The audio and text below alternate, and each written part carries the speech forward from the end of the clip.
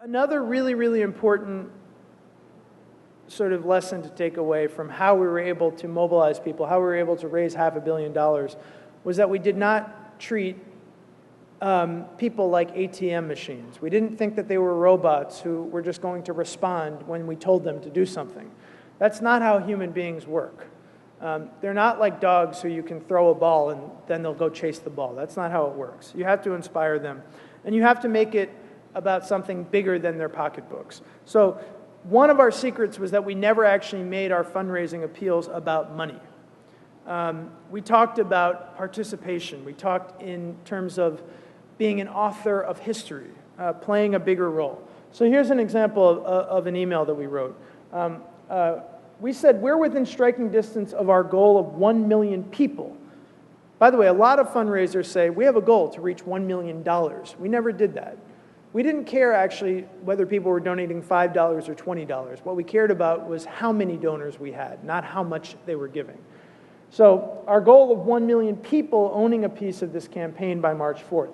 And every single person getting involved, not donating, getting involved makes a difference. We are succeeding because our campaign has always been about bringing new people into the process. Bringing new people into the process, not getting people to give us money. One of the ways that we were able to mobilize people to take action and actually give us money was by creating moments. We realized that we couldn't, like I said, we couldn't just ask people to give us money. We had to make them feel like there was a moment.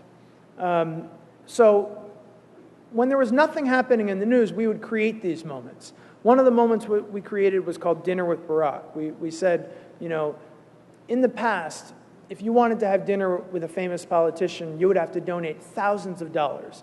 And you would go to a fancy dinner, and there would be small forks and small spoons and lots of different courses, but you would have to donate thousands of dollars. You would have to be rich and powerful. We're going to change the rules. If you donate $5, we will give you an opportunity, a chance, to meet with Barack Obama, to have dinner with him, to be treated like you are a very wealthy, very powerful person. So this was very successful. And again, it was something that we had to create. And in a way, it's actually similar to the Year of the Cooperatives initiative, 2012, the Year of the Cooperatives. There's no reason why this year is necessarily better than any other year, but it's a great opportunity. You guys got the UN to say, this is the Year of the Cooperatives. So that's your moment. You created that moment. Go with it. Use it as an opportunity to mobilize people. However, there will never be any better opportunity than moments that are happening in the world and moments that you have to respond to. So there's moments that you make and there are moments that you take. And the biggest moment that we took was this. So this is Sarah Palin, who was the vice presidential nominee for the Republican Party. And she got up on the stage in front of millions of people watching on TV, and she criticized Obama for being a community organizer. She said, what is a community organizer? That doesn't mean a thing, right? When she said that, I immediately looked at my boss and I said, did she just insult community organizing? We need to respond to that right away. So we jumped on the opportunity. We sent out an email that night. We actually had a plan to send out an entirely different email, but we scrapped that plan because we knew that we had to respond to this moment. And that's another key message of social media. When something big is happening, you know, if there's an earthquake or if there's a big protest or if there's some huge event in the news, forget about your old plan. Respond to that new thing that's happening and figure out a way to connect it to your movement. So we sent out an email right away from the campaign manager. And he said, I saw John McCain's attack squad of negative, cynical politicians.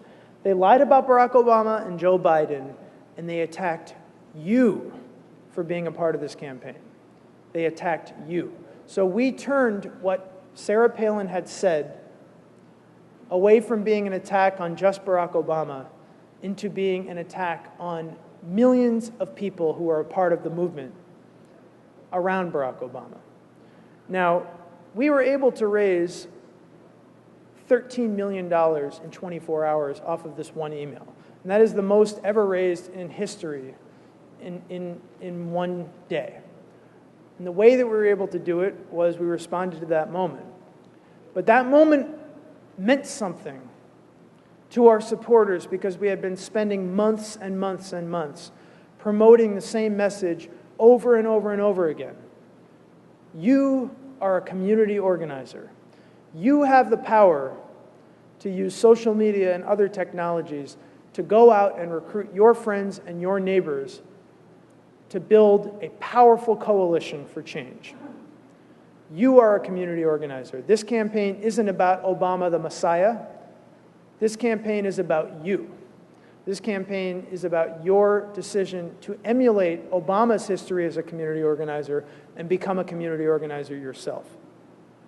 So because we had been promoting that message for so long, when Sarah Palin attacked community organizers, she attacked our entire movement, and they responded with a lot of money. And she never used that attack ever again after that day, of course. I'm gonna wrap up because I want to get to questions. But I want to say one more thing that was very important to the campaign. We were very sort of insistent on having a scientific approach to what we did. Now, we tried to act like a hybrid of poets and scientists. We wanted to inspire people. We wanted to tell stories. We wanted to create, beautiful videos and beautiful blog posts. But we also wanted to think like a scientist. We wanted to make sure that what we were doing worked. And that's one of the really powerful elements of social media. You can track in real time what's working and what's not. We were testing every single button on our website every single day.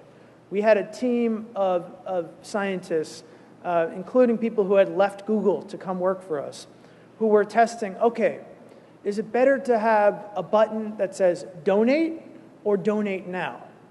Is it better for that button to be green or purple or yellow or pink? Turns out red was the best color for donate. But we were testing out every single one of these things every single day. And we were doing it because it was a way of listening. It was a way of saying, okay, what do you think of this? And seeing how people responded.